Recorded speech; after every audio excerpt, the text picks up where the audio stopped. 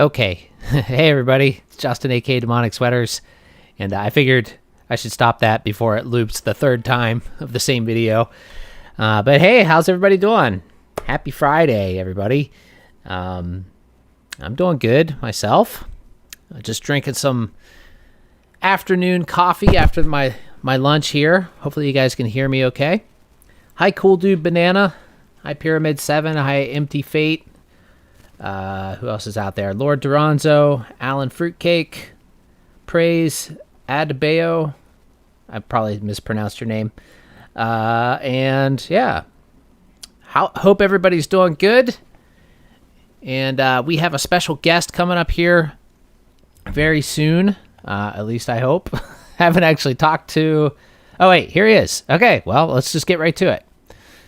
So let's hopefully I can hear him and this all goes well. And I'm just letting Timo Ellis in on the call here. Are you there? I'm here. Can you hear me? Yep. Do you hear Can me? see me? I don't see you yet.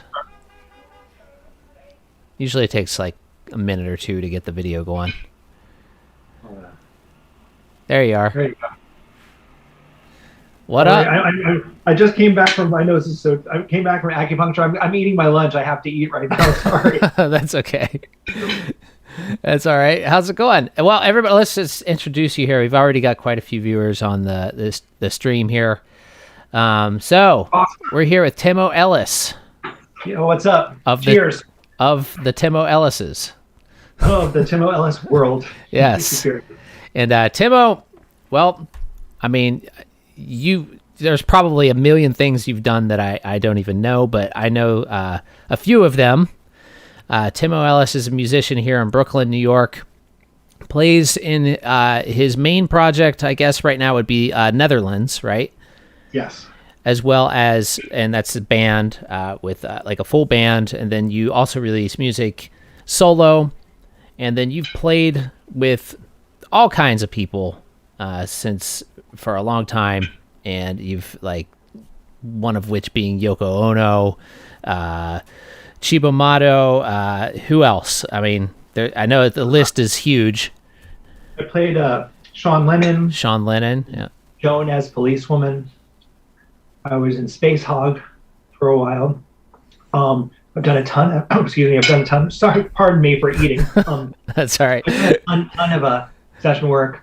I mean, I played on close to like 150 albums, something like that, over the last 20 years.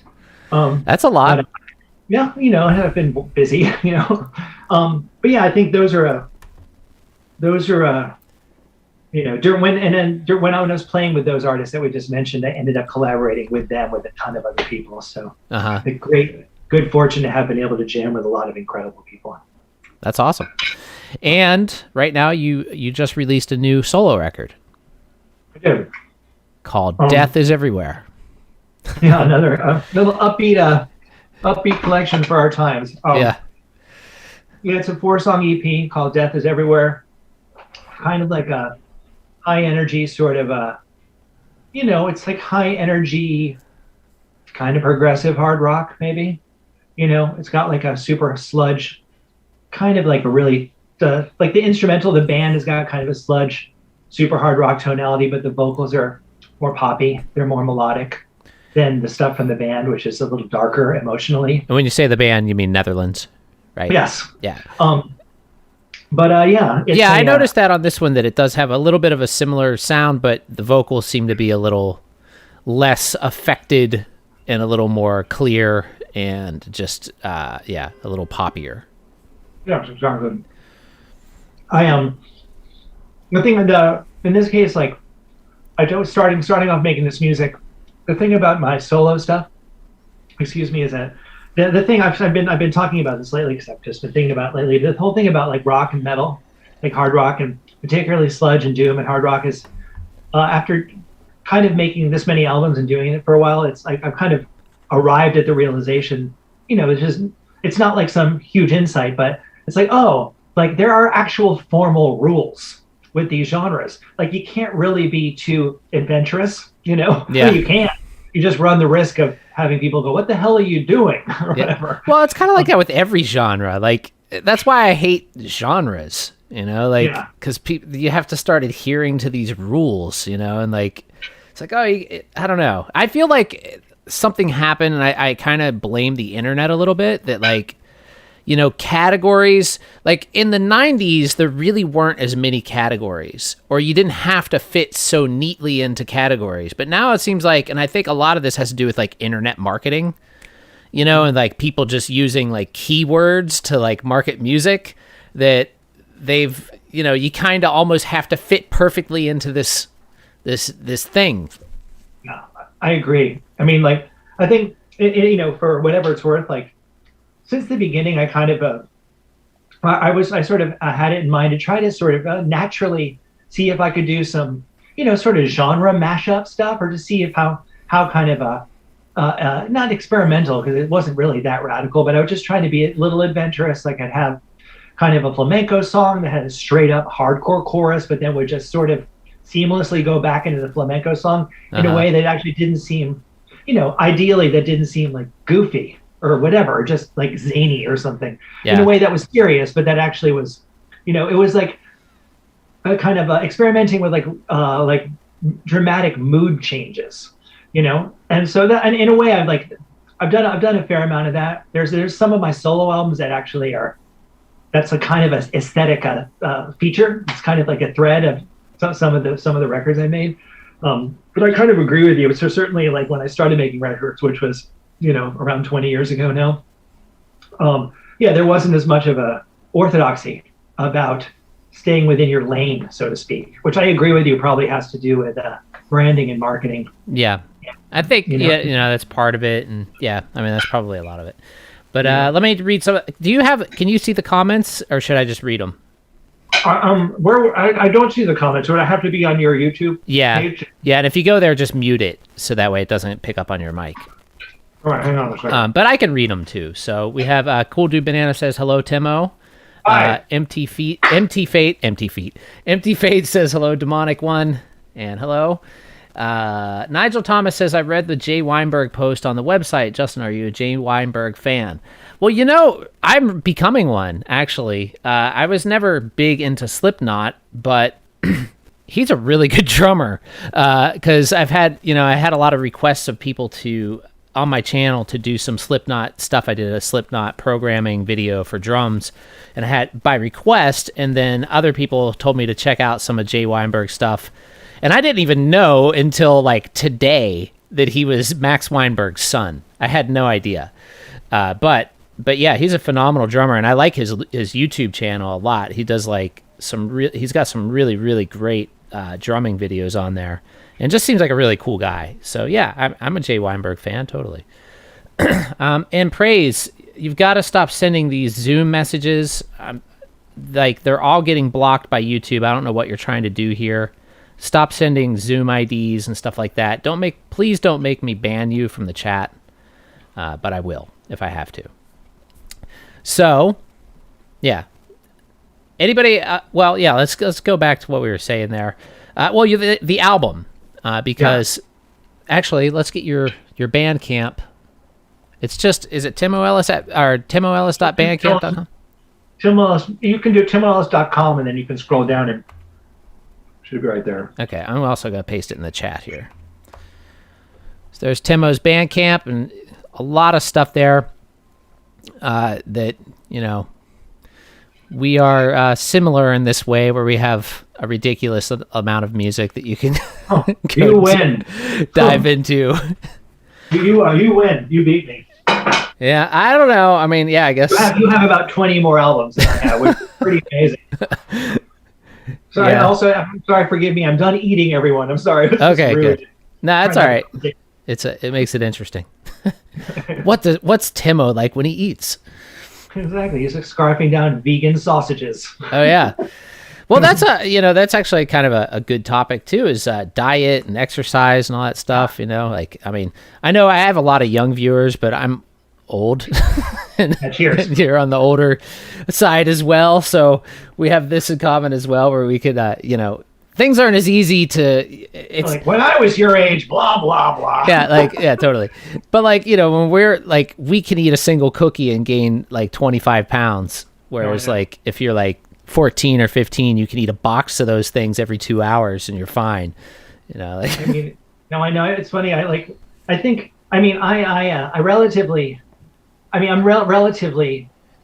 well. I'm really late to the game of actually being like, I'm going to fully like understand how health and nutrition works, and I'm actually going to like primarily take care of myself as like a feature of my life, because I spent the much larger majority of my life being like, I don't care at all. Let's fucking blow everything up. Yeah. Well, you get forced into it basically at a certain age is what happens. Not only by weight, but then you're like, mostly by weight, but then you just realize at a certain point that you can't just you just start packing it on, unless you have one of those metabolisms where you're just naturally slender, but I don't have that. So yeah. I mean, I used to, but I don't have it anymore. Yeah. Well, I had the same thing happen to me with my teeth last year. Because like I always ignored my teeth. I was like, because I never had a cavity. I never had a single cavity in my life until last year. And then it just got all screwed up after that, like because I had to get all this work done, and then it was just it's still ongoing, and it's actually left in like an unfinished state right now. So did you have your wisdom teeth out yet or no? No, I have all 4 wisdom teeth, believe it or not. Still. Yep. I don't know. I mean, I had like this part similarly, like, because I've been sober for a long time now, whatever. But after like many years of sort of like dental hygiene neglect, when I got after a couple of years after I got sober, I was like, okay, like maybe I ought to start like, paying attention to this.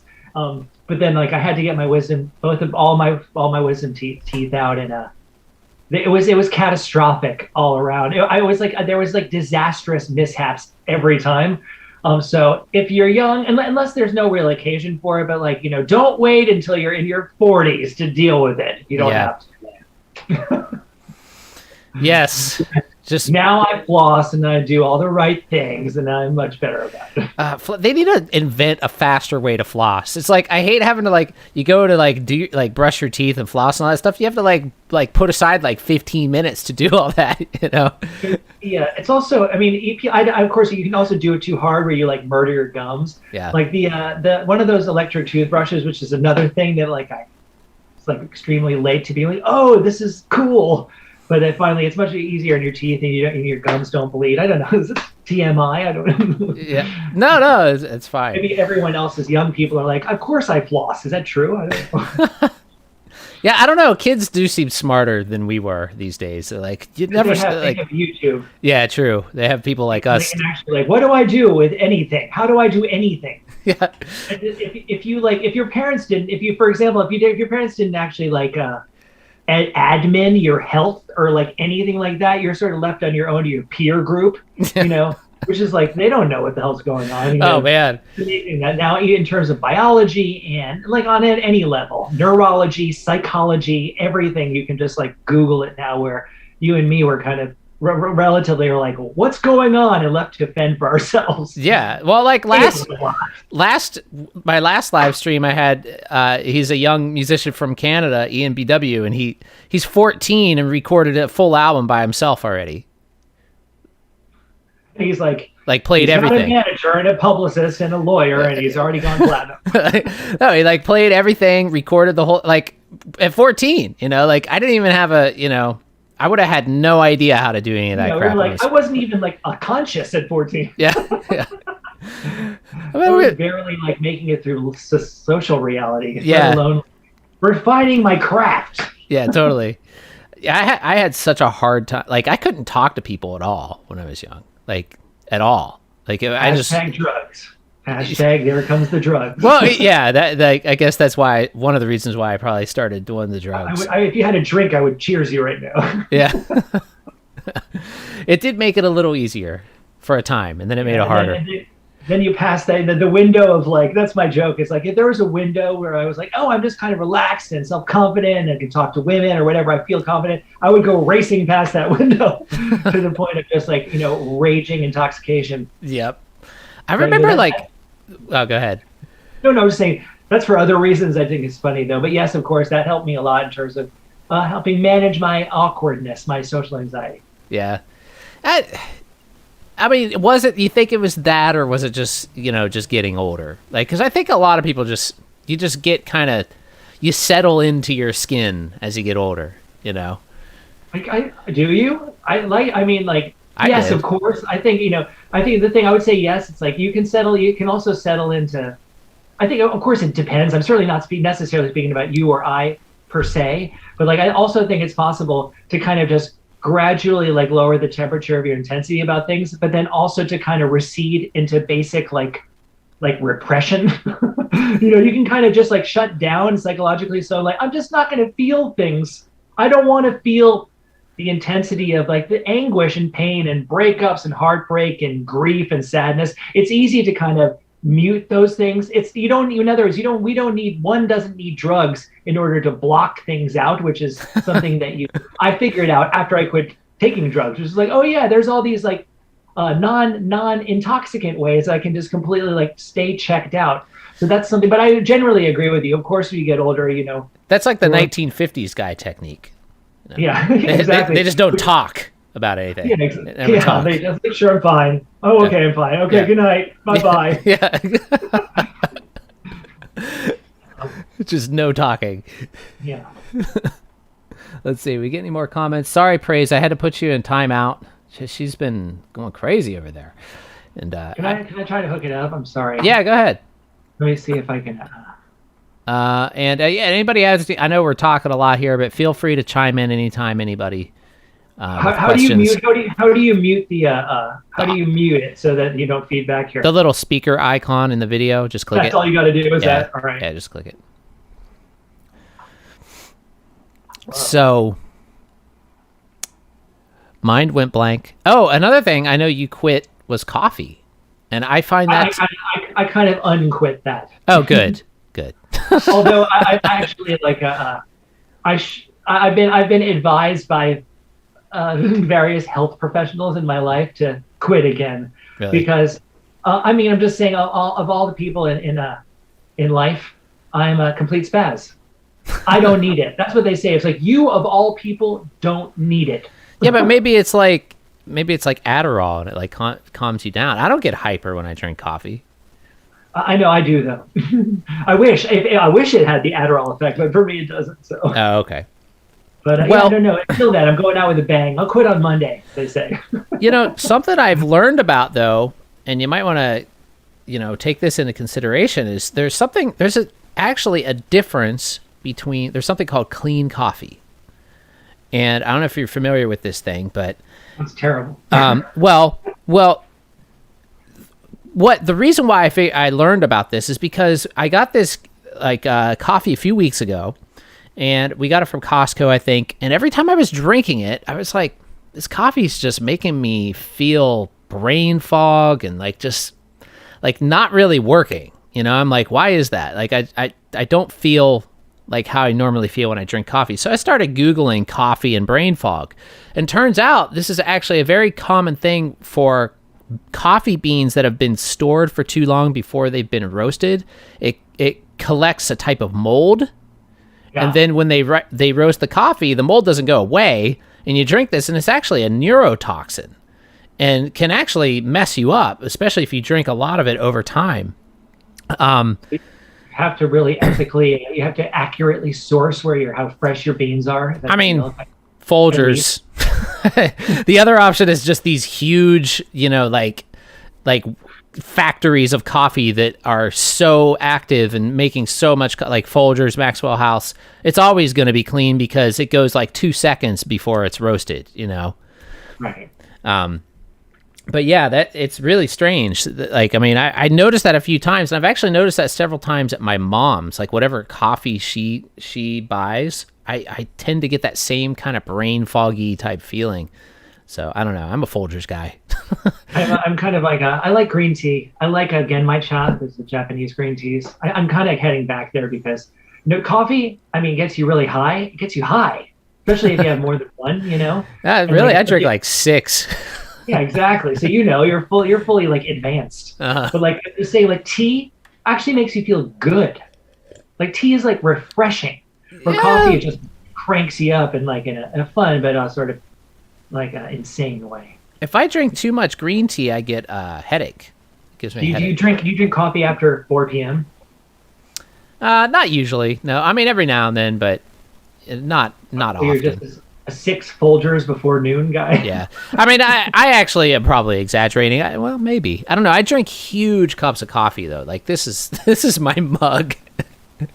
No milk, oat milk, almond milk, or just drink. I put a little bit of milk or half and half, or lately there's this thing called super creamer, and it's basically like it's like an MTC oil type creamer.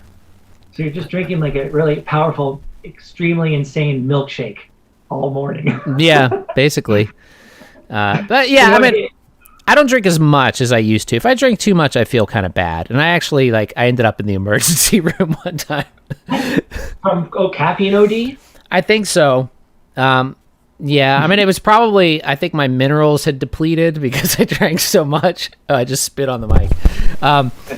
Yeah, I was like low on potassium, like minerals and stuff. And like, I didn't know what was wrong with me, but like that day I drank like a bunch of coffee in the morning and then I went to the studio. Hold on a second. Somebody's ringing my doorbell. Hold on. All right. Okay, I just buzzed him in, whoever that was. But what was I saying? Oh yeah, I drank like a bunch of coffee in the morning, and then I went to the studio and I got like one of those giant 20-ounce Starbucks coffees, and Starbucks has a lot of caffeine in it. Yeah. And so I downed that whole thing, and then I rarely feel wired, but I felt like really wired after that. I was just like, ugh. I was like, God, I feel weird. And even when I got home, I was like, I felt like really strange still. And then that night, I don't know, I just felt messed up. And like, so I didn't know what was going on. So we went to the emergency room just to check. They ran all these tests on me, and there was nothing really wrong except for when they did the blood test, they found that I was like low on like potassium. Right. And so like, and then sure. I went back to check a few days later and it was fine, so. I think, yeah, it's one of those things. I mean, obviously, as still a current coffee drinker, like I'm an advocate for it as much as I enjoy it and I like the taste of it and the whole ritual thing. It's nice to share it with your partner or your friends or whatever. At the same time, overall, sometimes when I take a step back and think about it, it's like this legally culturally sanctioned super drug that literally everyone in the entire world gets high on every day. It's kind of like legal meth. I guess meth is legal though in Adderall, whatever. It's just funny to think about, like, it's just like it's just coffee, but coffee gets you fucked up. It doesn't really me though.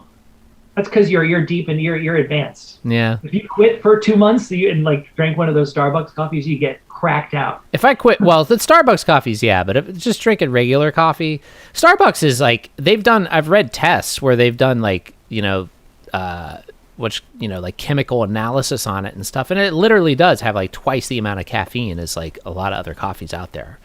Like, have you ever quit? Not really, no. I mean, I've cut back, but I don't even think about quitting. No, I know. I'm just saying, if you were to, the last time I quit, I was like maybe a 12-year run of normal coffee consumption every day. Well, maybe a little more than normal. 12 ounces in the morning, maybe another 12 ounces at like 2 or 3. But that's 24 ounces. That's like 8 shots of espresso, something like that, equivalent. Like quitting caffeine, like the last time I did it, like I had an absolutely murderous headache. Oh, that's happened to me. If I've gone like a day. Yeah, no, I'm just saying. But if you actually if you kept going, it was one of those things that of course I kind of lost. I kind of forgot about that. Thankfully, I know that wouldn't happen again because I'm not as deep into my habit this time as I was. But that was one of those things. Apparently, this is something that seems counterintuitive. Apparently, caffeine constricts the blood vessels in your brain.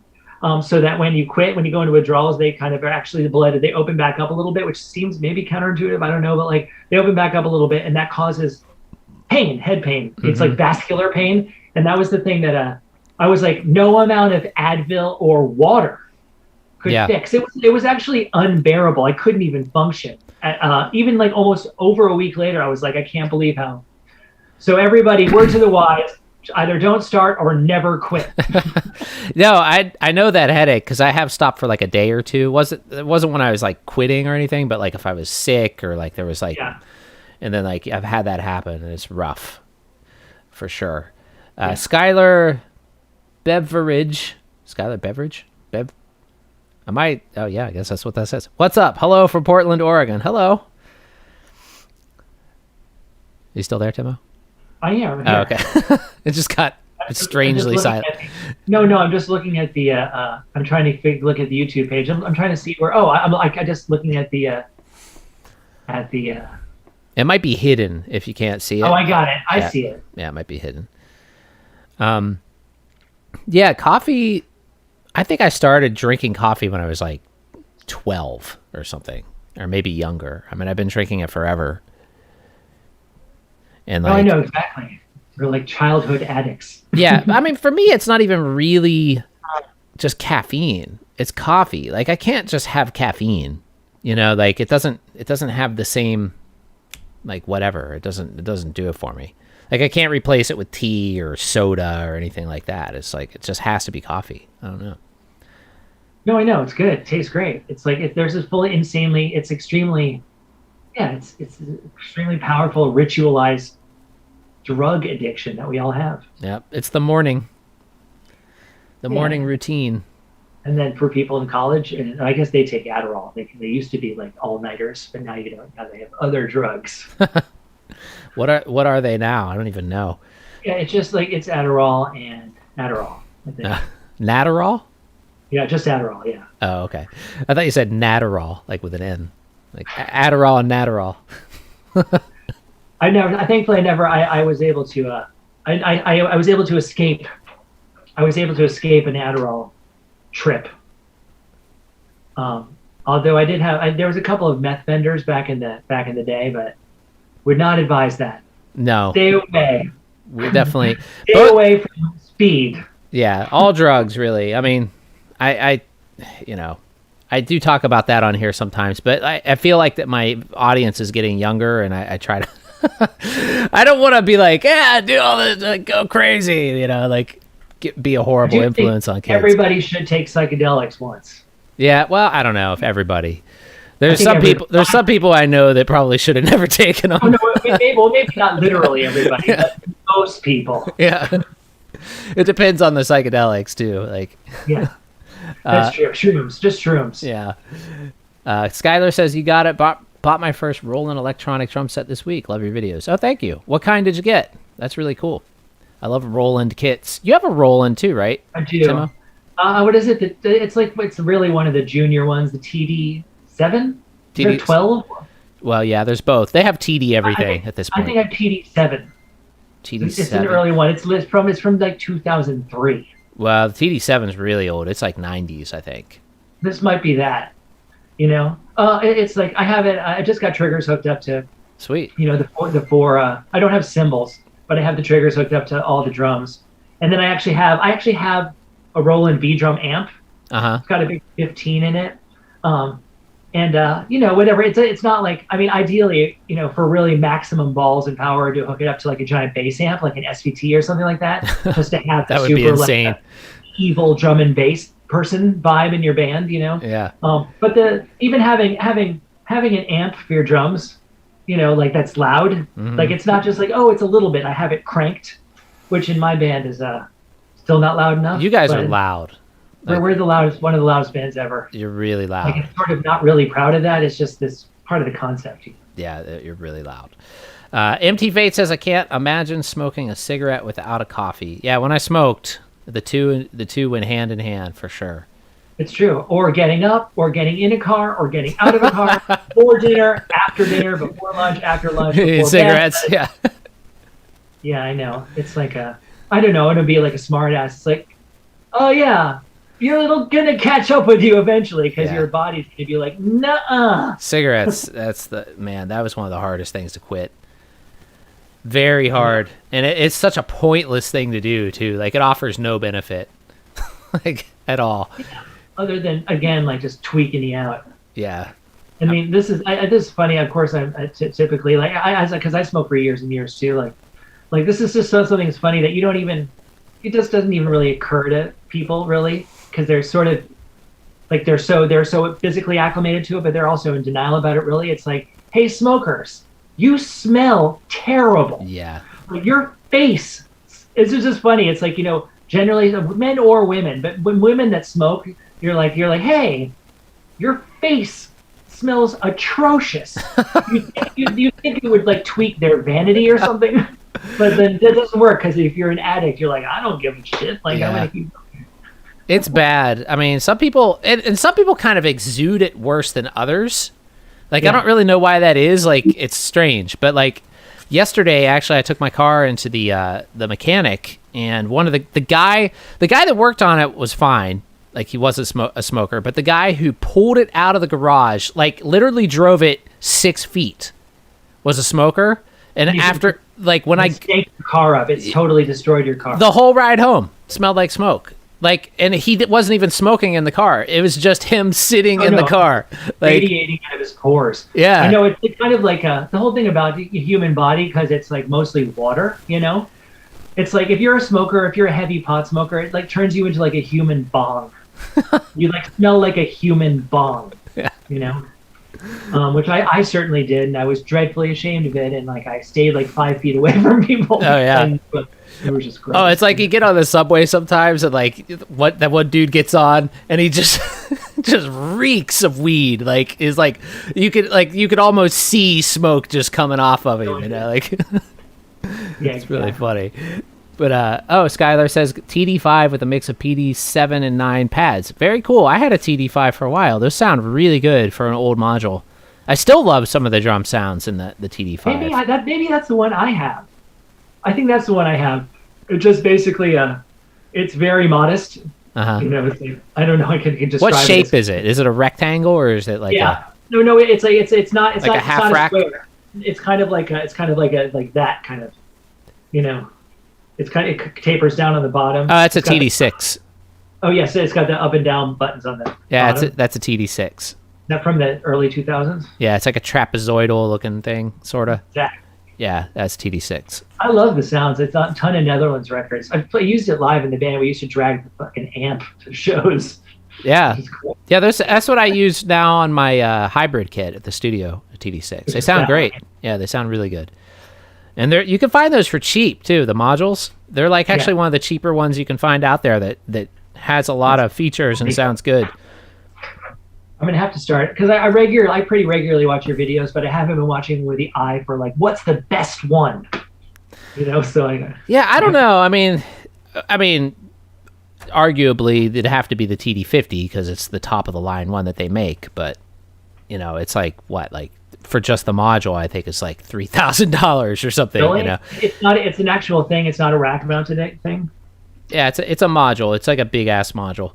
But like the thing is I don't know. I mean, a lot of people out there like the VSTs, and stuff like that, using plugins to get. I mean, I'm starting to experiment more with that. And actually, I kind of have this project in the works.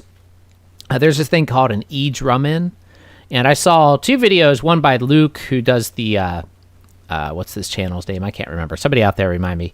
eDrum Workshop channel on YouTube, great channel. And then 65 Drums both did videos on this thing, and it's like this little, it's just a trigger interface that has no screen, and it's just really, really basic looking, but it has this amazing software in it. Like, you just have to see all the stuff that this thing does. Like, it can emulate different zones on pads and like does all this different things. So I ordered one of those, and I'm gonna set that up at the studio with like, I'm gonna convert that kid set to an electronic kit and use that with like VSTs and not have an actual module. Just do it all through software. So it's like an experiment. But so it's fun for your, either that you have to like, just the idea of like trying to transport all that to a gig, or you'd have to put your sounds in some kind, have another kind of MIDI brain or some kind of other brain to so you don't have to bring your computer. Yeah, well, I mean, yeah, but also at the same time you could have everything in a computer. Yeah, I just for me, only because I'm used to, and I know like I'm used to the insane like dark, nasty, like 15-minute punk rock changeover. Yeah.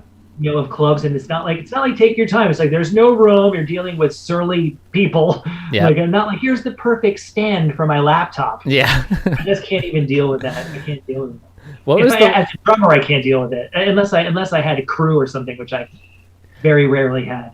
Yeah, but if you're taking a laptop versus one of those like top of the line roll-in modules, a laptop's cheaper. I guess you're right. You know, like, so I don't know. I mean, what I kind of want to try to do is have the laptop with all of my backing tracks and everything, plus all the drum sounds, like everything in the laptop. I'm not one of those like anti-laptop people. There's people that are like, oh, laptops suck. It's like, I mean, what do you think? I don't know. I mean, a digital synthesizer is still digital. I mean, it's not like anything's... No, the entire thing, our entire world, whatever. There's not some analog digital purity, Trev. I don't have that at all. For me, sometimes it depends on the music. As a performer, I just don't really necessarily, I've never actually like integrated or even had conceptualized a show where like I had a drum brain or a sequencing program or some kind of recording or sequencing program as one of the foundational parts of the show. So of course, if you're doing that, it's essential. There's oftentimes no other way to even do your show because your show is entirely conceptualized around the computer programs. For me personally, like unless the music is just so astoundingly amazing, like from a performance level, like seeing someone on stage who's like fucking with their computer, like I agree. If it's it's super boring. Yeah, just even and even that, it's like I just think it's funny. I mean, in a way, I've been to a bunch of shows like this where it's clear that the computer crashed. I'm like, all right, now this show's awesome.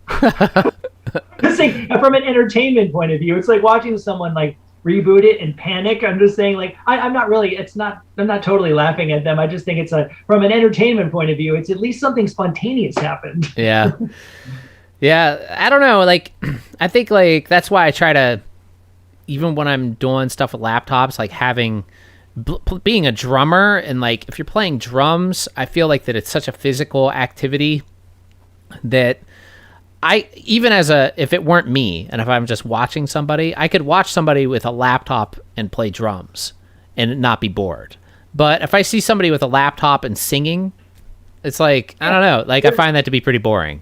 Yeah, exactly. Just they're standing there and they're kind of like, they're hopefully, sort of defaulting to either their outfit or their good looks or their kind of like aura to carry the show. But like, I'm like, I mean, like, I don't know. Just to me, it's like, I'm not as kind of sympathetic to people that appear to be checking their email during a show or whatever. But at the same time, some people can pull it off. I mean, like Battles, they were a band that used laptops. They're also like, they're incredibly, in terms of the actual, the amazing technical like dexterousness of what they do with playing with all these loops and actually live performance combined with the loops is like they're masters at that. Well, what's the guitar? Ian Williams. He was always a loop. I mean, that guy was just a loop master. Like from the early days of even with Don Caballero, he was using pedals and was doing like all of these crazy loops and stuff.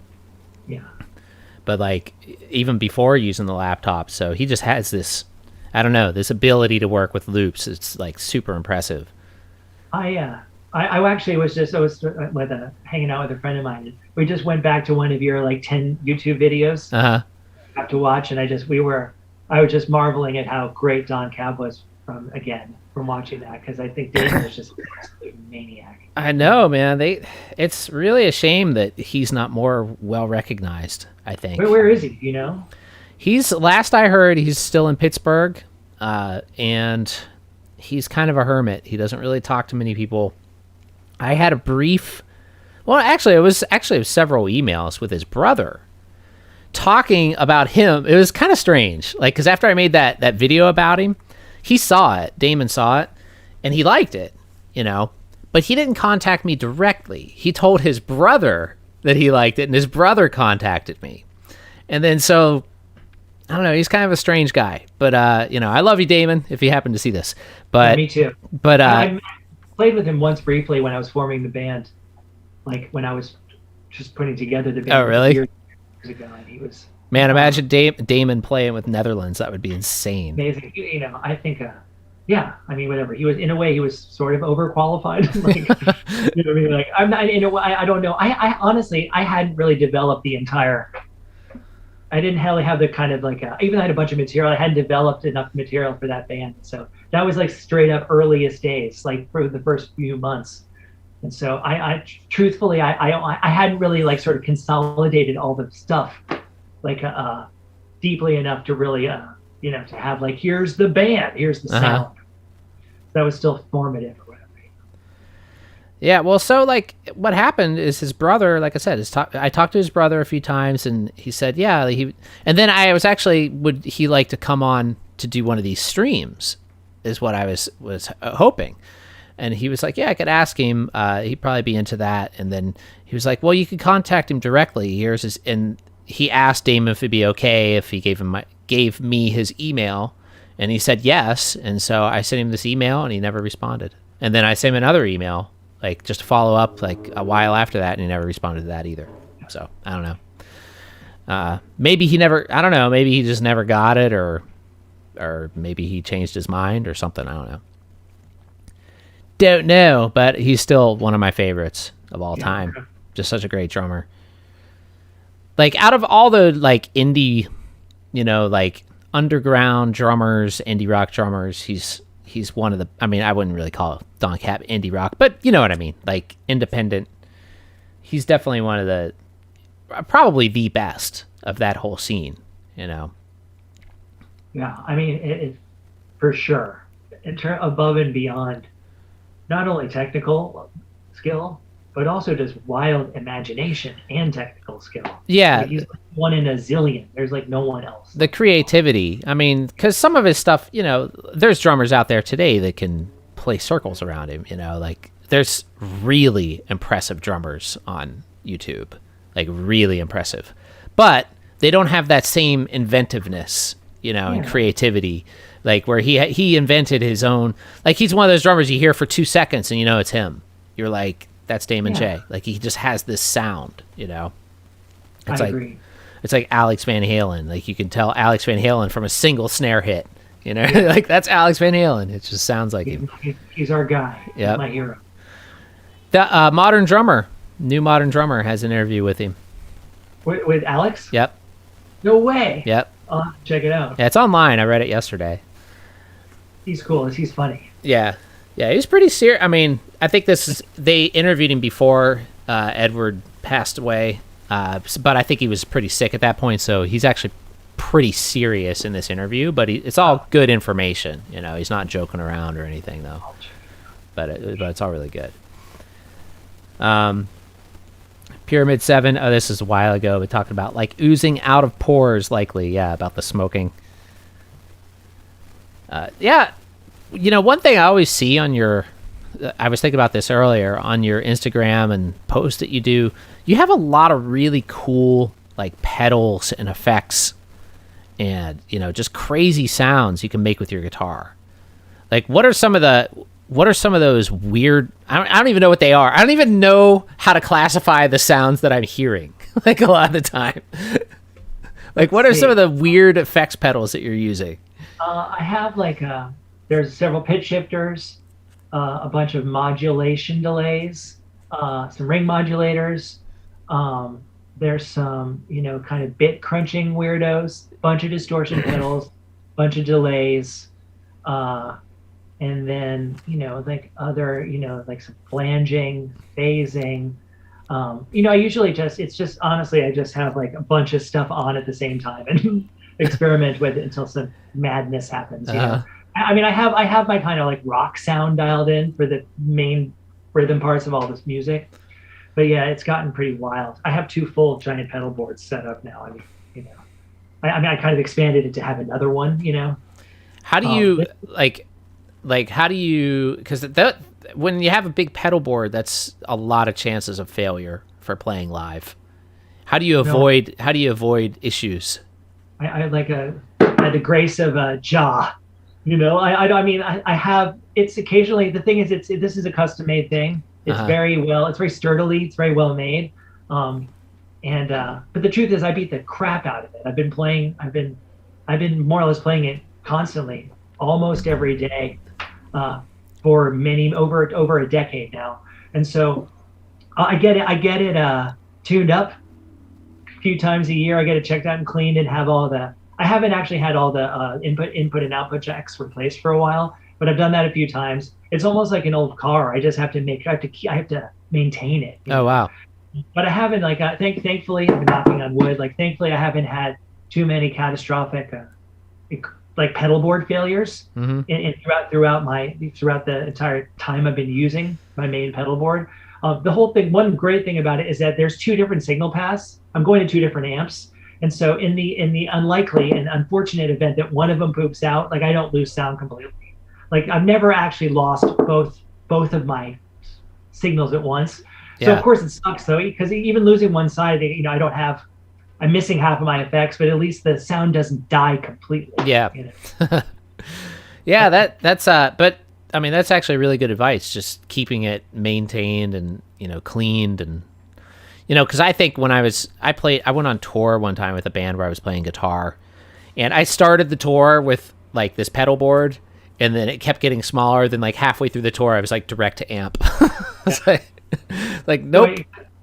No, obviously with those daisy chain things with batteries, and if anything spills or if anything poops out, you're just having a panic attack trying to jigger things around. Yeah. In the middle of some like dramatic moment in the song, it's just a spinal tap. There's always like the mystery chord that like for some reason worked fine, and then like suddenly just doesn't want to work, and then the next day it works fine again. Like you need to be able to tell jokes, have some like string break songs. Yeah. You have the rhythm section in this case, like play some like vamping, some kind of like intermission, some comedy number while you're having a panic attack, like rummaging around in the dark trying to figure out which chord is the broken one. I remember a lot actually on both of these topics. There was this band from Pittsburgh called Hurl, and they were on the same. Before Don Cab got signed to Touch and Go, there was this smaller label in Pittsburgh called Pop Bus, I think. And Hurl was on the same label, and I think they played with Don Cab when I saw this show. And Hurl were a pretty decent band. They weren't like mind-blowing or anything, but they were all right. But they had this big, like there was this one really intense build in one of their songs, and like at the end of the build, I'd seen him a few times. The end of the build, like the guitar player would always jump up the air and come down and hit this big chord, and it was like this, this crescendo. And then this one time that I saw them, they were doing this big build, and he jumps up in the air, and as he comes down, the chord came out of his guitar, and it's just silence, like this big emotional like silence, and everybody's just like, ugh. Like. I know, I've seen that. I've definitely seen that before. It's like on the one hand, you don't want to laugh, but it is a little painful. Yeah. A little embarrassing. Yeah. Oh man, some hilarious things happened to us like playing shows before. The band that I mentioned before where I was like playing guitar in, our singer, I mean I sang some songs, but I wasn't the main singer. We always opened up with an instrumental track, and then the second song would be the first vocal song. And I think it was somewhere in the South, but we played through the first song just fine, and it was really hot, like where we were playing. I think it was like South Carolina or something.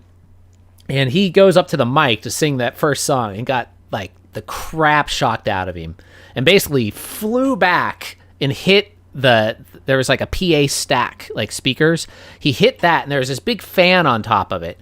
And the PA starts going like this, and like it's about to tumble down, but it stayed up. But then the fan comes down, hits a glass pitcher of beer on the stage, and just shatters glass and beer all over all of us. And like, I just dropped my guitar and just started cracking up laughing. Like I just could not hold it together. And he was like laying on the ground, and he started laughing too. The whole audience is cracking up. It was just this like total Benny Hill moment, like slapstick comedy. Like it was so funny. I mean, we didn't get hurt luckily, but it was just this crazy thing that happened when we were playing. I just think it's funny. It's one of those things that just reminds me of like, it's there's something innate about the human species that like just likes pratfalls. Oh yeah. I mean, it's just like it's like one of the most basic form of it's one of the most essential like forms of comedy is like watching people fall down. Like it's just universally funny, no matter how old you are or what culture you're from. Yeah. I wish I had a video when I fell down the stairs at my apartment building last year, because that would have been really funny to watch, even though like I got hurt. You weren't seriously injured though? I was injured. Yeah, I was bad. I'm really lucky I didn't die. Did you just slip on something or? Yeah, I slipped at the top of the stairs and like just like my feet went up in the air and I went sliding down on my tailbone.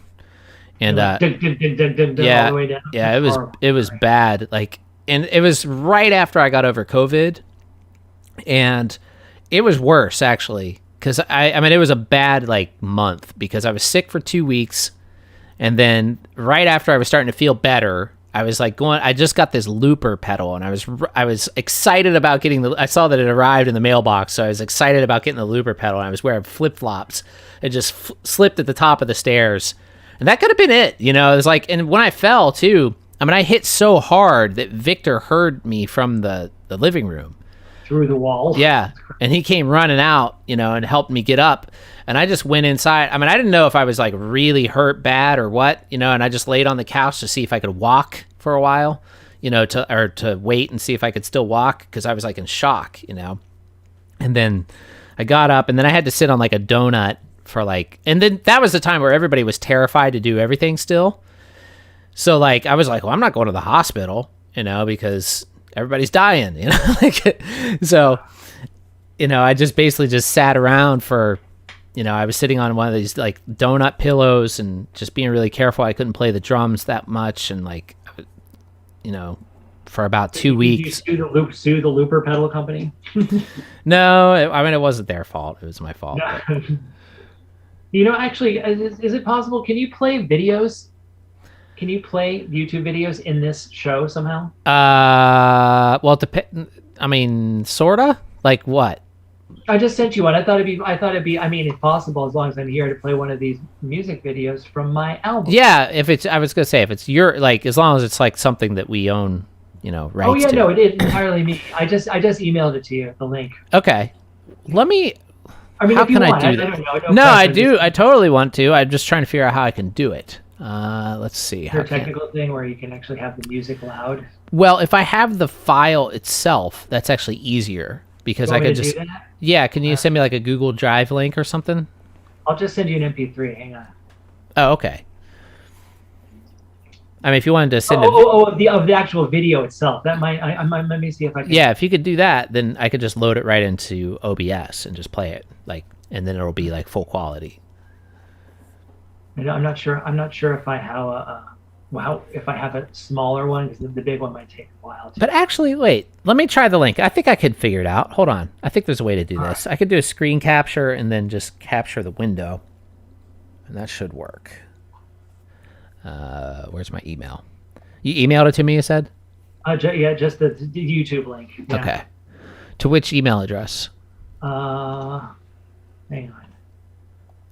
Oh, wait, I see it. I got it. Oh, I was just gonna note. I was gonna mention that, like, and I see you do realize it, that the acronym for your new album is DIE. Ah. Yeah. Okay, that was the song a little bit, but all right. Let's see. How can I do this? Let's make it a little bigger.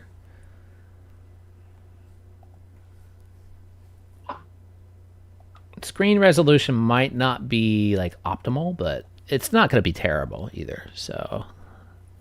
Yeah, it's not. I mean.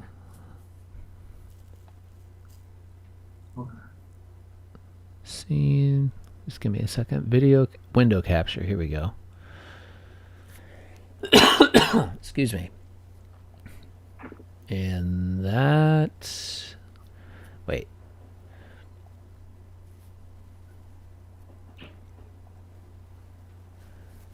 Okay, so I'll go ahead and play it. I'll play it now. I can full screen this, and then it'll. That should. Wait, will that work? I thought I could do. Sorry, everybody. There's another way to do this. I thought I could do a. You want? I found the file. You want me to send it? Yeah, do that. That's easier. Yeah. All right. I haven't actually. I'm sure there's a way I could do this like correctly, but I haven't ever practiced it. So, try to do things on the fly in OBS is kind of difficult. we're developing new tech skills for your show. Yeah. I find like OBS used to really piss me off in the past before I got a better computer. Like I finally have a good streaming computer now, so it's like it works much better than it used to. Right. Sebastian says hello, everyone. Sebastian, hello, Sebastian. Hi. All right, so I'm still loading here. Okay. So while that's happening, yeah, almost done. What else can we talk about? What about do you have any more of those fusion Zoom jams with your Japanese friends coming up again? Well, we're not doing a video yet. We're actually working on an EP though. We're like 90% of the way done with the second track, and we're going to be having, I don't know how many we're going to do, but as many as we can, I guess, and then we'll figure it out. But it sounded really good though. Great, I love that. I love that song. What was it called? Canyon. Yeah. Yeah. It's great. Those Thanks. players are killers. Yeah, totally. Satoshi I played with here in Echoscape before he moved back to Japan, and Hiro, Satoshi met in Japan and plays in the current version of Echoscape there. And then Nick, Synth Unit, aka Synth Unit, played with me in the band Frame here in Brooklyn. But then he moved to Martha's Vineyard, so he's there now. But aka Synth Unit? Is that his name? That's his name? Yeah, Synth Unit. Or that's the name of him? That's his alias, his musician alias. Yeah, like Demonic Sweaters. Yeah. But, so you should have the thing. You just have to download it. Okay. You sent it? All right, let's did. see. To the same email? Yes. All right. Yeah, that was like one of those things. First, it was just me and Satoshi and Hiro. And then Nick and I had been talking about something else. And I was like, I should just ask Nick if he wants to, to work on this. And then I did. And I was glad that I did, because he really, like, something about his synths in that song really just added a whole, like, just a whole new dimension to it that made it really, really unique, I thought. Cool. Yeah, I like it. Okay, it's downloading. Should be downloaded here pretty fast. I have pretty fast internet. Yep. All right. So, all right, let's go ahead and we could take a pee break. Do you want to, while we do this, and do you want to give an intro or anything to the song? Oh, yeah. I mean, thank you. Everybody that's still there. This is the title track from my newest EP, which only came out a couple of weeks ago. This is the song Death Is Everywhere, from Death Is Everywhere. It's kind of like it's sort of like the Melvins meets Curtis Mayfield meets Noam Chomsky a little bit. Okay. All right, so here we go, and give me a second to get this right. Let's see if this works. We're probably not going to see it here unless we look at the... Okay, so is that the right screen ratio? Yeah. Okay, I'm going to shut up.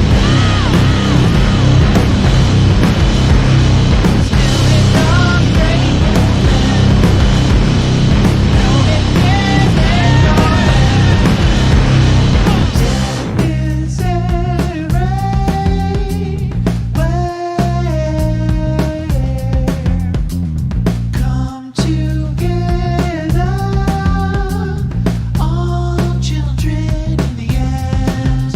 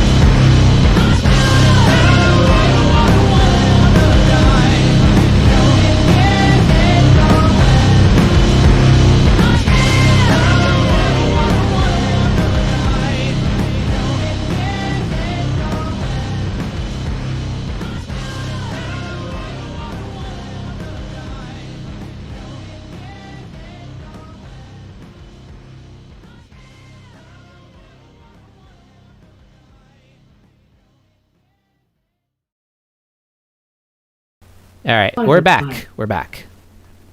Gotcha. We're back on the air. Thanks for watching, everyone. Yeah, that was awesome, man. Even though I couldn't hear it here, but I saw it before, so I can't hear it when it's live because of, feedback issues. But yeah, that sounded really good. The recording is awesome. What's the details behind give me the deets on the recording. All right, well, that's me. I recorded at my studio. I have Audio Technica, like a middle of the line drum mic setup. I have a basic Tascam 8 input, like a converter, like an audio, like a microphone input, and like an interface. Yes, exactly. And then everything's done in the box. Although a friend of mine mixed it, so there are some outboard compressors and some EQs and stuff used to mix it. Mm-hmm. But the thing was entirely recorded myself, drums. I'm playing everything. It's a solo album. I played everything and sang and wrote everything on it. Nice. Recorded it myself. But yeah, it's modest. My whole recording setup is modest. I mean, it doesn't take much these days to get great. Yeah. I don't need to I'm not especially hung up on I've never been hung up on I need to get the nicest whatever. I just because oftentimes, in my opinion, a lot of times people end up sort of getting hung up on that stuff as opposed to just making good work. They get hung up on it, and there's time after time, 80 billion YouTubers out there have already disproved that most of that expensive stuff is bullshit.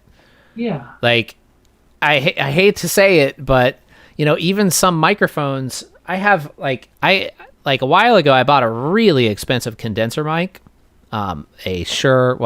really expensive for me. KSM 32, which they're around I think $700. They're pretty pricey, and for me that's a lot for a microphone. And I mean, it's no better than these. I really don't think it's any better than these $100 MXL condensers that I have. I mean, I get just as good, almost better results with those MXLs on the drums.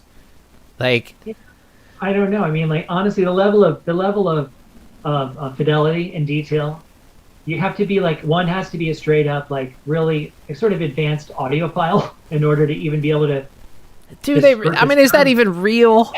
No, I'm just saying. I'm even proposing that as a possibility because for me, I'm I hear it. It's fine. I'm not I have the perfect setup of everything. I mean, I'm just it's fine. It works. And I mean, of course, I try to record things as accurately as well as I possibly can in terms of signal and noise ratio and levels, and also ringing out the sounds of drums and cymbals and guitars and amps and stuff, so that they record well. And I'll actually, I'll ring things out until they sound good. But I'm not I'm not going to spend 18 months getting a snare drum sound like Metallica.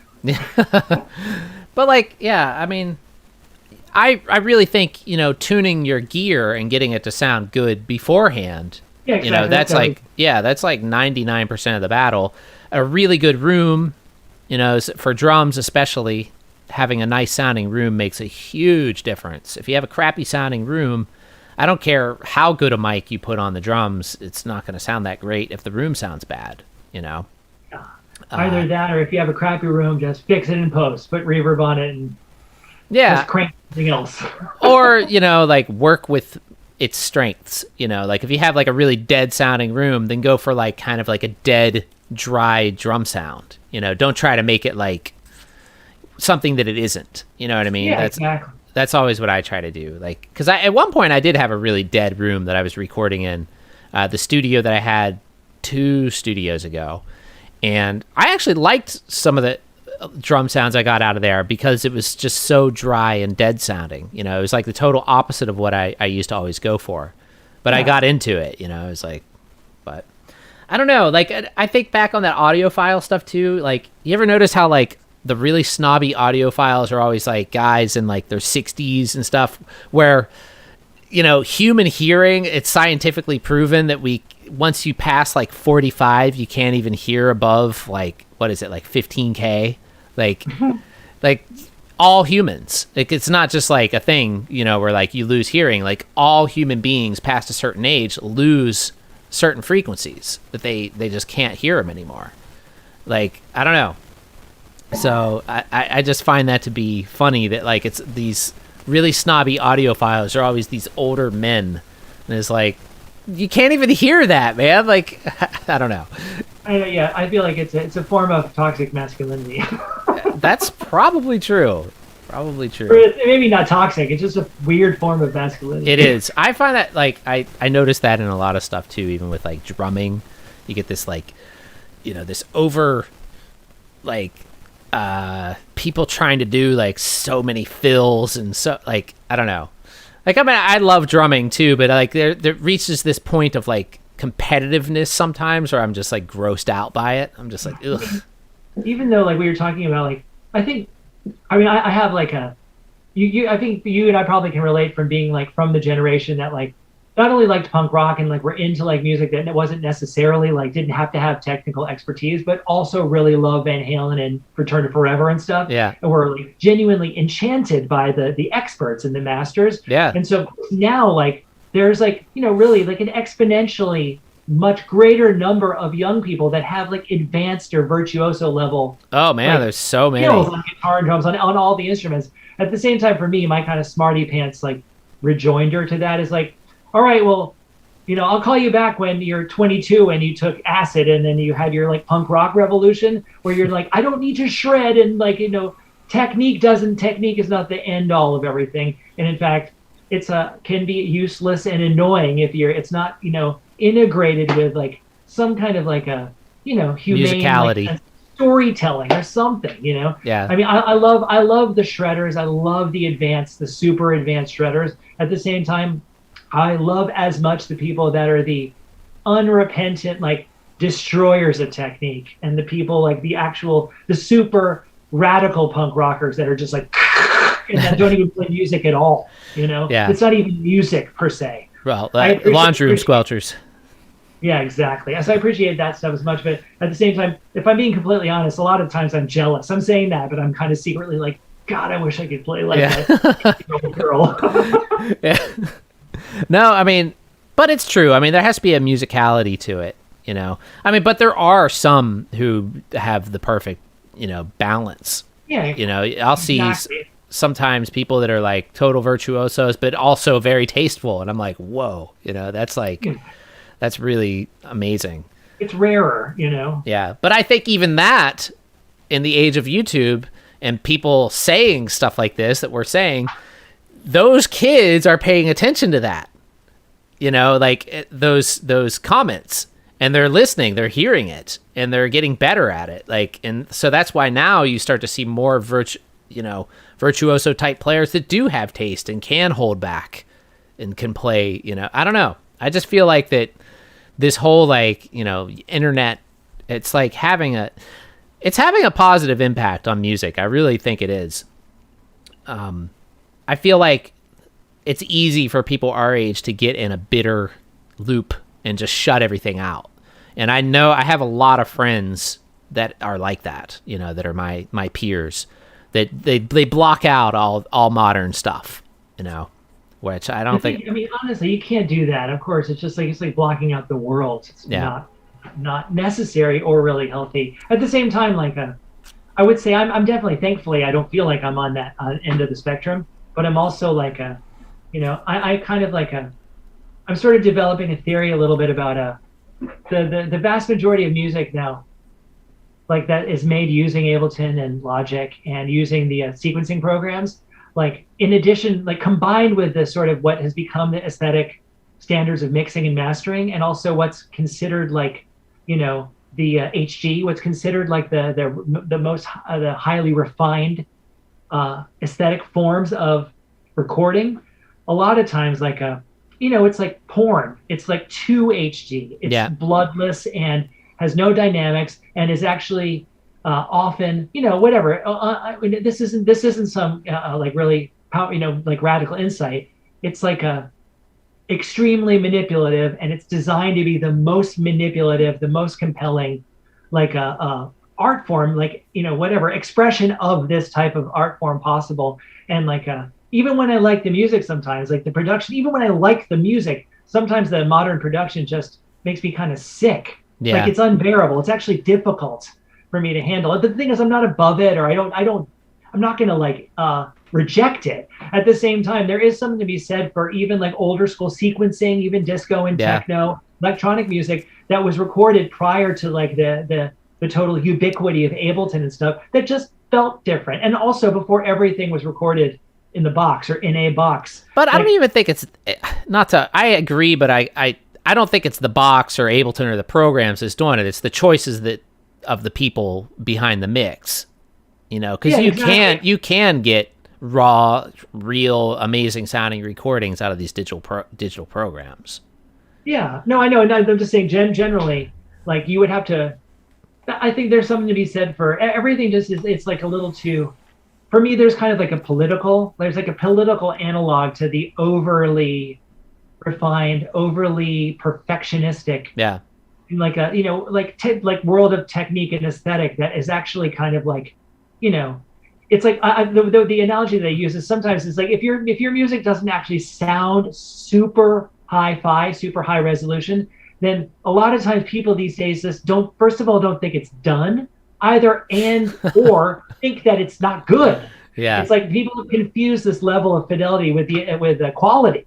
Yeah. So that's why I could equate it to porn or something. It's just like it's like day glow. Everything's like fucking neon pink, and anything that actually doesn't just jerk you off in the first 2 seconds is like, I don't understand this. So it's making it, forgive my vulgarity there, but like it's just making it harder for it's the difference between like, it's a little corny to use this analogy, but it's like the difference between people that become acclimated to like super 3D HD like Avengers movies that are asked to then watch like a Fellini movie or some kind of something that requires like patience and engagement and not just getting like flattened by something that's amazing. Like it's like really powerful, it's super compelling. Like those like Avengers movies, they're super satisfying because they're incredible. They are good. Yeah. It makes it harder to go back. Yeah. You honestly, like, because honestly, it's just like, it's another one of those things where, the total decimation. That's the only thing I would partially disagree or qualify what you're saying about the internet is the way that I don't think anybody could possibly dispute the decimation of like the cultural attention span. Oh yeah. Has an impact on the people's ability to be able to actually not only appreciate but to even fully experience things. Yeah. But people's attention spans are nothing. Like they pay attention for like 2 seconds. Yeah, exactly. Oh, I know. I'm just shamelessly. I'm guilty. I know. I mean, me too. I'm like trying to recover from my own my own decimation, my own self decimation of my attention span with all these amazingly powerful, fun entertainment platforms. I sent you a Netherlands video. Okay. Which I think I don't have too much longer to be on here, but I wanted to share some of my work. All right. Work with your world, if you don't mind me being shamelessly No, I mean that's why you're here. Yeah. But before I play that though, I just want to touch on one example I think to kind of prove your point of what you're saying. And this may be a strange example, and I would have never thought that I would say this until recently, but Miley Cyrus. So if you watch Miley Cyrus live now, she's actually really good, like, and her band is really good too. But that last album, the way it's recorded, does not sound like that. No, because I'm sure they're trying to corral it into this thing where it's like completely flat, and so people like whatever normal. It's not for this radical bohemians. They're trying to skew it so that literally anybody that hears it's going to be like, oh, that's nice, Yeah. As opposed to something that actually has the kind of vibe. Yeah, like I saw that thing that you posted that was the cover of the Cranberries. Uh-huh. Fantastic. She's killer. I know, she's killing it. She's really, really good. It's all badass. It's crazy. Like, I don't know. Like, I would have never, like, a couple years ago, I'd be like, you're insane. If I had heard myself say that. But like, if you watch her perform, like currently, she's really knocking it out of the park, like every single time. Yeah, she's a total badass. Yeah, that's agreed. But okay, so let's go ahead and play this then, and we'll take another little break here. Well, actually, I need to download it first before I do that. This one's not as big as the last file. Okay. 212 megabytes. This is the little junior version. This is another one. These are both They're both made from they're basically like found footage and stock footage videos. Yeah, that was another thing I meant to ask you about, like where you get all this footage from. We could talk about that afterwards. Let's play it first, and then you can give a rundown of your video production skills. Yeah, it's because it's free. Okay, all right, here we go. Let me get it on here. Media source. How do I do this again? Oh wait, is that gonna? Oh yeah. No. Where is it? It might not be able to play this. Why? Because it's a MKV file. What? Hold on a second. Yeah, it doesn't see it as a... Oh, wait, hold on. Let me see. Oh, no, it should be an... It is MKV, but maybe I could trick it to work here. Hold on, let's see if this works. You're the master. No, that didn't work. It says M4V. Is that That's it, M4V, yeah. Oh, wait, hold on. Maybe it is working. There it goes. Okay, let me start it over. All right, ready? Yeah. Here we go. I'm going to mute us. How closely do you really want to look? How deeply do you really want to know? Bluster cools, neuter dead ends. Safely corral into a holding pen. Symphony, erotic violence.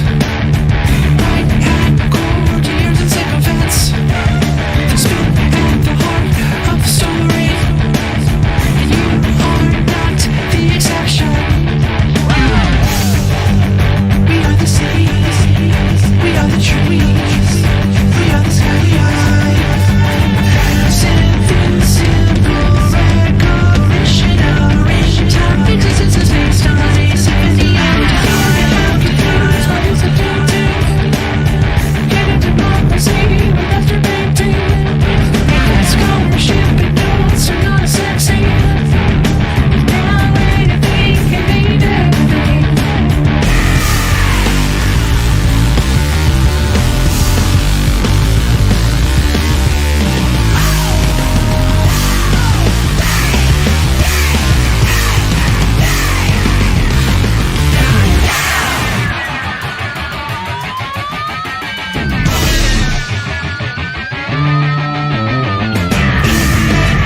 Capitals free fall. In a kaleidoscope of tailspins. If reality is circumstantial, what constitutes a boring reality? You take the day, but when they're ice cream, you went from mommy back to Stone Age. What are we going to do? I'm on the wrong thing. How do I look?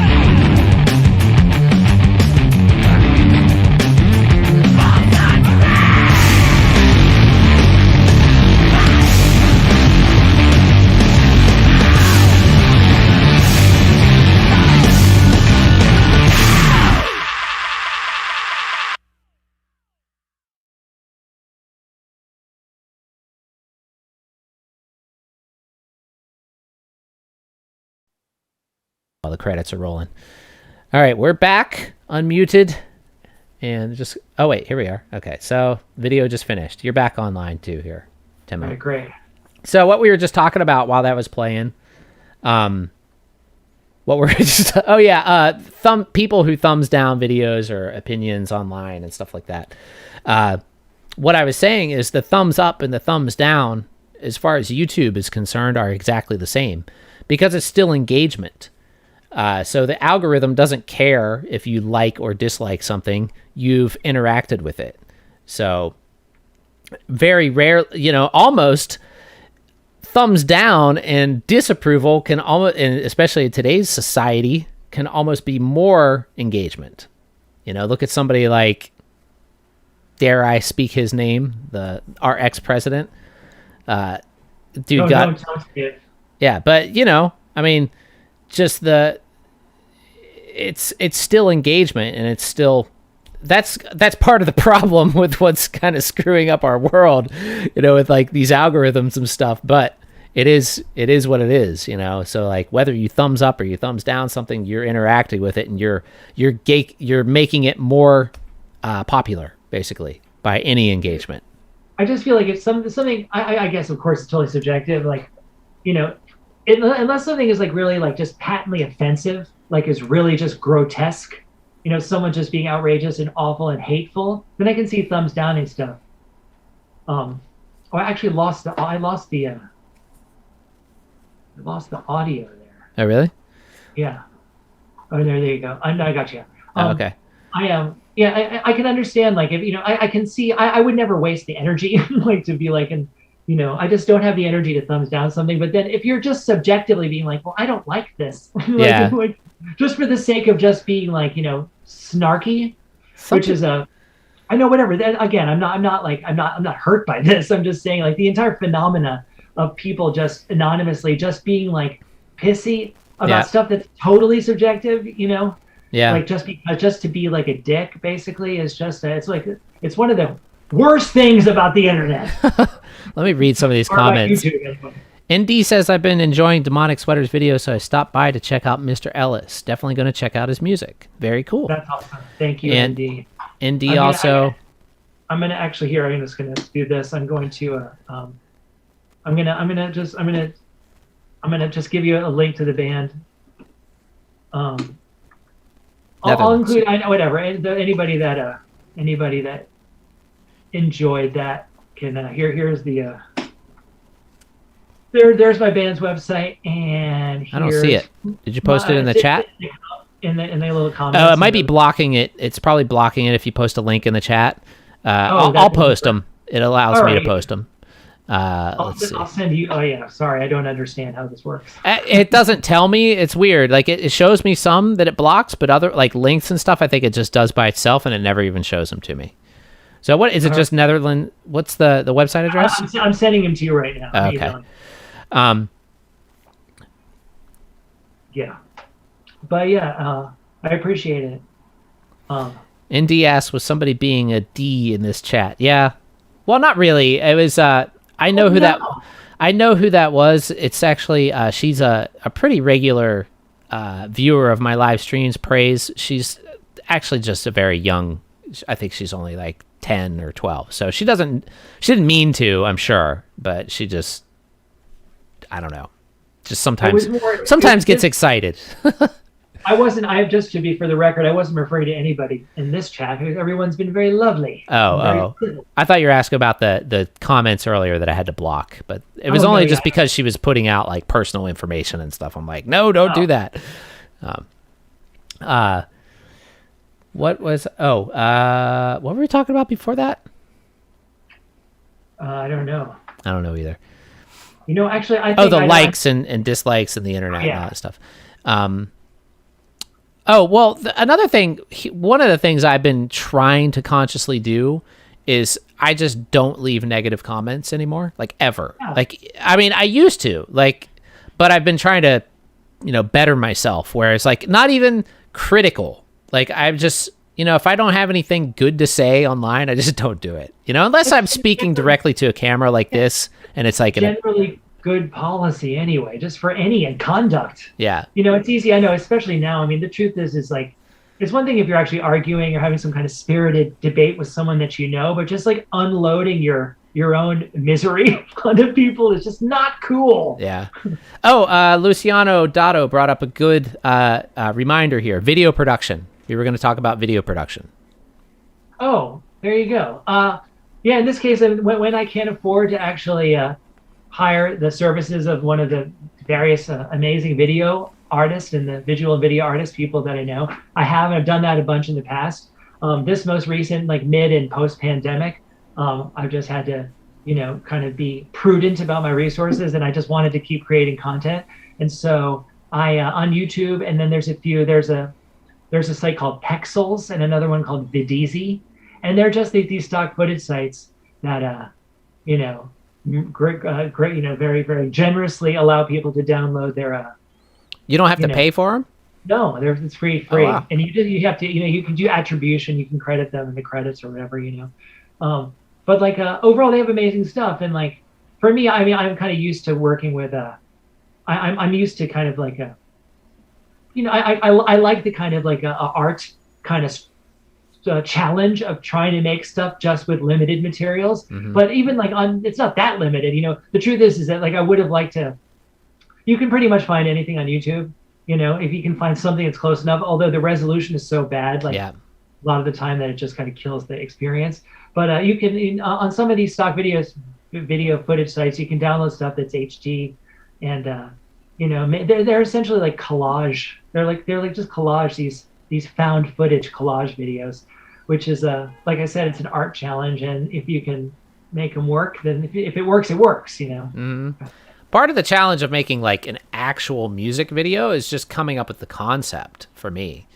You know, like I feel like I'm actually kind of bad at like actual music videos. like I never know what to do. I'm like, I don't know what to put in here. Like the only one I ever felt like I did a good job with was when I did one for my friend Ronan. And I don't know if you ever saw that, but it was like this video I made for him. And I came up with the entire, it had like a story and everything, you know. I came up with the whole thing while I was meditating. And like, it just, the whole thing just came like to me. Like it was weird. Cool. And then like amazingly, some of the shots that I had thought of, you know, like there was this one scene where Ronan is getting like pounded with all this water, like he's being hit with a tidal wave. And somehow I was able to pull this off, like in this video with very limited. And the way we did it is actually really funny, because what we did, it was me and Satoshi and Victor, and I think that was just us three. We basically took Ronan down to this park, and we had these buckets of water, and instead of, I didn't have a portable green screen, so what we did is we set the shot up so there was all these pine trees that were green in the background behind him. And green. Yeah, and then basically just he stood there while all three of us threw buckets of water on his face like as hard as we could, and like the people were like walking by, they're like, what are these people doing, you know? So but we shot, like we did a few scenes like that, and like looking back at it on the camera, I was like, there's no way this is gonna work. But then what I did is I also shot I had some water running out of my bathtub faucet and turned the camera on its side and did like a close up. And when I got done with it and put it all together, somehow it ended up looking like pretty much how I envisioned it. Like what's the name of the song again? Song to the River. All right, because I'll check it out. Yeah. Hey Justin, I gotta go. I gotta run. Okay. I've been immensely enjoying this, though. Thank you so much for having me. Yeah, thanks for coming on. It was a great chat. Come back. I will. I would love to. Obviously, peace and love to everyone out there. Thanks for indulging me. And anybody that cares or is interested, please, Justin, if you would post my... Yeah, I'm going to do that here before I sign off. There's a huge wealth of weirdo music for all you freaks and maniacs. There's a lot of really great hard rock stuff, and then some lo-fi dance music, and then there's some electronic music, and then found sounds, and then there's noise rock. And then the band Netherlands is actually kind of like a sludge. It's like a sort of a progressive sludge, super hard rock band. Cool. But yeah, have a great day, everyone. All right, Timo, thanks for stopping by, and everybody check out Timo's stuff. And I just posted the links, but I need to do it again because they're stuck together and they're not working. But I'll do it here in a second. So, all right. Well, all right. Have a good one. Peace out. Bye, Timo. Okay, so yeah, that was Timo Ellis. Let me repost his links here. Yeah, there we go. Those should work. So, yeah, Timo's a really cool guy. We've hung out a lot here in New York, and he's just, he's just an awesome dude. He's constantly making stuff and very passionate about music, as you can tell, and is making a lot of cool music and videos and stuff all the time. So definitely check out his stuff. Follow his YouTube channel too, which is, if we forgot to bring that up, which is, actually he was chatting from it. So it's just Timo Ellis Music. And the weird thing is YouTube doesn't let me select a link out of the chat anymore. But let me just find it here in YouTube, and then I'll post it. Here we go. Sorry about the dead air.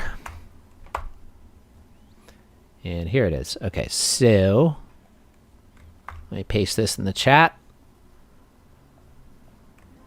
ND says, I'm new to your site. Oh, thanks for coming by.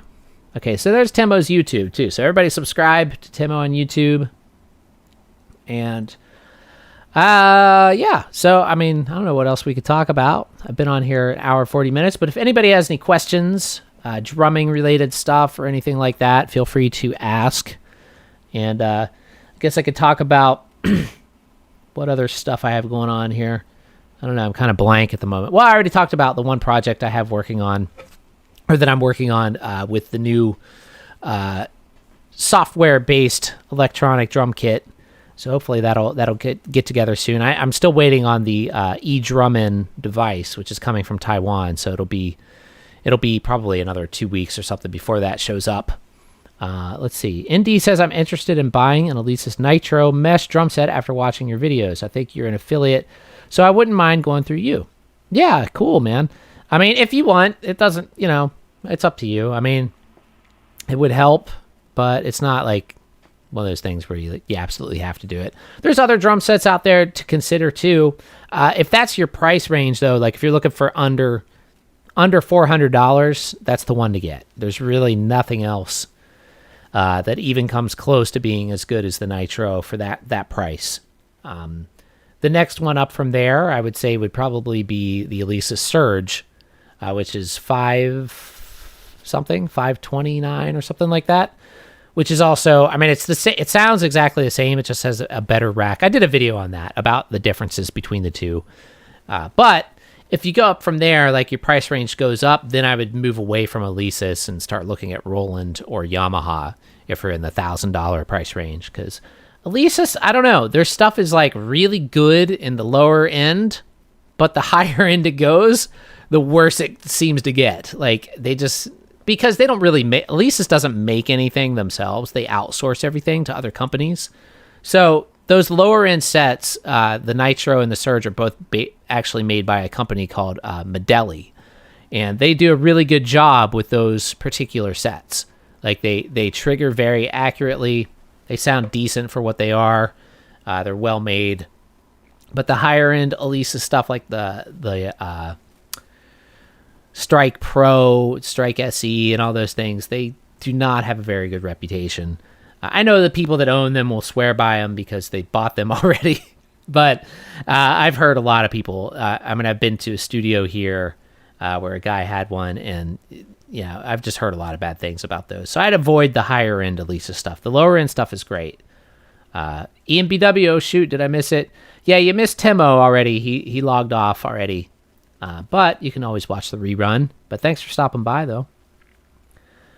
John Deff, I like how you appreciate all genres. Yeah, I mean, I love pretty much all music. Even stuff where I'm like, where I'll say I don't like I'll be like, I hate pop, but then like I'll hear a pop song where I'm like, actually I kind of like that. Like there's little bits and pieces even, to genres that I'm not a fan of per se, that I can still appreciate. There's a few pop artists out there. There's a few rap and country artists out there that I could probably get into if I heard the right ones, But there's a lot of stuff out there that isn't good too. But genres don't really determine that to me. I just appreciate well-made music, I think. So yeah, pretty much running out of breath. My coffee's wearing off. But if anybody else has any other questions, feel free to ask. Otherwise, I'm probably going to sign off here pretty soon. And I actually have another thing I need to work on for somebody, doing a project for somebody. What else? Gerant Villagomez, hello. Saying hello to me. Hello back. Haven't seen you in a long time. Brennan Mayer says, what's a good hi-hat for the Elisa Surge? Well, what's wrong with the one that it has? I mean, I'm not saying that to be snarky, but what's your issue with it? Because if you're looking for something that'll help like improve the expressiveness and the playability of it, nothing's really going to change it, because that really has to do with the drum module. There's only 3 hi-hat like sounds in that drum module. There's closed, half open, and open. Half open doesn't really sound very different to open. It's just a different pitch a lot of the times. Sorry, my hands look kind of gross. They're all bloody and messed up from playing the drums, but that happens. But yeah, it's not really going to change much if you get a new controller or something like that. So if it's something that like that you're looking for, better expression, better sound, I would just leave it as is. You would get a much better response from it if you use something like Easy Drummer or Superior Drummer for your sounds, just via VST on a computer. That would make a big difference right there. And let's see. EMBW says, congrats on 18,000 subs. Thank you, man. And yeah, I forgot to mention that.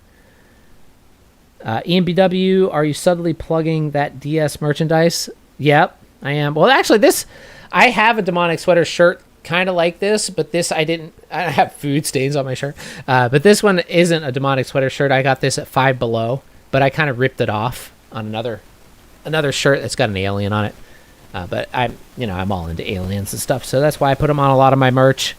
But I do have the new Demonic Sweaters t-shirt that I think is really cool. And actually, Ian was the one who he did this poster printout of that. It's the face. Excuse me. The Demonic Sweaters, horned face with the hypnotized eyes on there that I have as my YouTube icon. And I saw that he had printed that out, and I lost my original file of that. And I was like, I actually asked Ian, I'm like, where did you get that? I'm asking him where he got my artwork so I can re-download it and use it again. But seeing that there, I was like, that would make a really good t-shirt. So it was really, Ian's kind of his post on Instagram that made me decide to turn that into a t-shirt. So thanks for that. And I think it came out really cool. And I actually wore that t-shirt that I'm talking about, not now, but in my last upload of the TD27, me playing the TD27. What else? Gerant Villagomez says, how have you been? Hope you are doing good despite our situation. Keep safe. Yeah, I'm doing good, man. I just got my vaccine, first dose couple weeks ago. Have the second dose coming up in about 10 days. Actually, 9 days.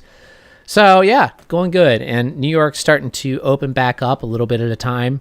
We have, I think one of the clubs just opened back up for bands. So that's exciting. Let's see. Indy says aliens rock. Yep. Unless they're, actually, I don't know if they rock. I'm a little bit afraid after seeing, I've always been into that whole, topic, but after seeing The Phenomenon, the documentary, I'm actually kind of more afraid now. Like, because before seeing that, I was always sort of like, thought that they were probably real, but it always seemed like this distant thing that was never really going to happen. But if you watch this documentary, The Phenomenon, it actually is a bit scary because it's so convincing that I started to think, I'm like, this might be something that I actually see in my lifetime, like coming out in the open, which is kind of scary. Like if that actually were to happen, I'm not sure that I want that to happen. Like we think COVID was bad. That would be really bad. Like if all of a sudden aliens were real and like we had to deal with them, that's actually kind of the worst kind of nightmare scenario that we could possibly have. So hopefully that doesn't happen. John Deff says thought-provoking video about, I think you're still talking about Timo's videos. Yeah, they're really cool. He really is good at putting together a story with those stock footage clips. That's really pretty amazing that he's able to do that. Luciano Dado says, Bob Lazar, good name for a song. I've sampled some Bob Lazar in some of my music, actually. Oh, Gerard says, send me a message whenever you're free. We do not have vaccines here yet. Oh, wow, really?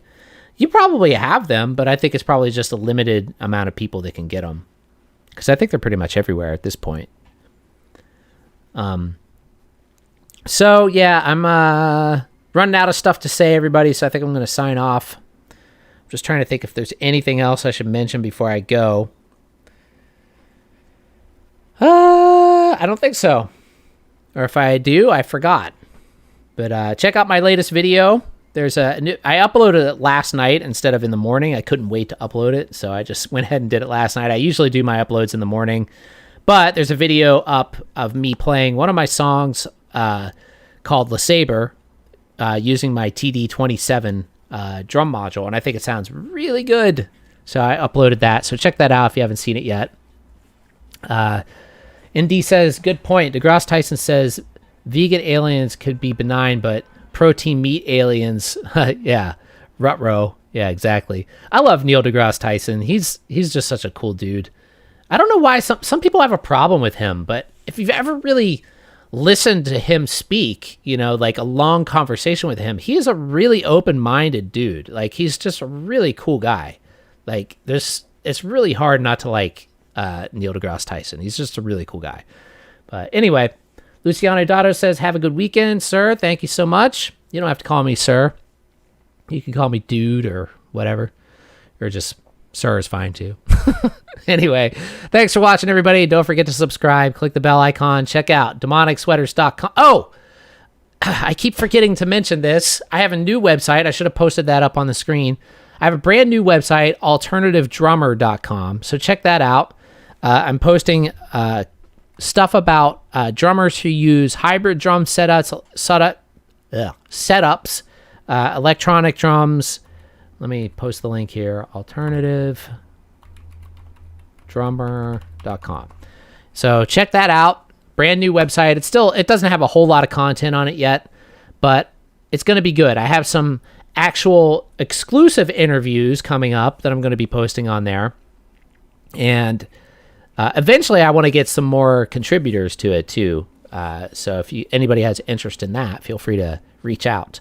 But you have to, be on topic for the actual website.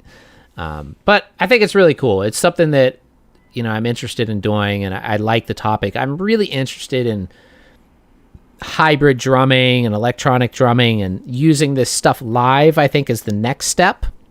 Like, having it at home and, in videos and stuff is really cool. But I want to start doing, another thing I forgot to mention. Trying to put together a live version of Demonic Sweaters with more than just me. It's probably going to be a duo, 2 people. Me doing, the drumming and then operating sequences, and probably a guitar player or synth player in addition to do live gigs. A couple of them will be on YouTube streaming, but eventually we'll be playing out as well. But one of the things that I'm interested in doing is using electronic drums even live, because I love acoustics too, but I think one of the great things about electronic drums is having this control. You have such great control over dynamics and volume with electronics. And, if I were kind of controlling everything through some sort of digital, master control, like a computer, then it would open up a lot more opportunities of places to play, because one of the problem with live drums is they're really loud, like acoustic drums. And so that kind of shuts the door on you on a lot of places where you could play or perform. So I think having electronics is a really good option to just, able to decrease the volume overall. If you have to, you could still play loud if you needed to, too, if you're in like a club with a big PA. But just having that option, the volume control is just a nice thing. And plus, I think it's just kind of futuristic and cool to be playing electronics even in a live situation. Which, it's weird how that actually was quite popular in the 80s. And it seemed like that was going to be the way to go for the future. And it just sort of died off again, but now it's starting to come back a little bit, especially with the hybrid setups. But I think in the future we're going to see even more fully electronic drummers playing live. I think it's going to be happening more, especially in late 2021, 2022. I think we're going to be seeing this more and more. As the pandemic dies off, we're going to have more of these kind of digital concerts, and maybe you'll have digital, hybrid digital and live concerts happening, things like that. So it's exciting. We're looking at an exciting time coming up. So anyway, check out the new website, check out the videos, subscribe, check out Timo's work, as well as all of my previous guests. Go back, watch the live stream playlist. I have a lot on here. And so thanks for watching, everybody. Have a great weekend.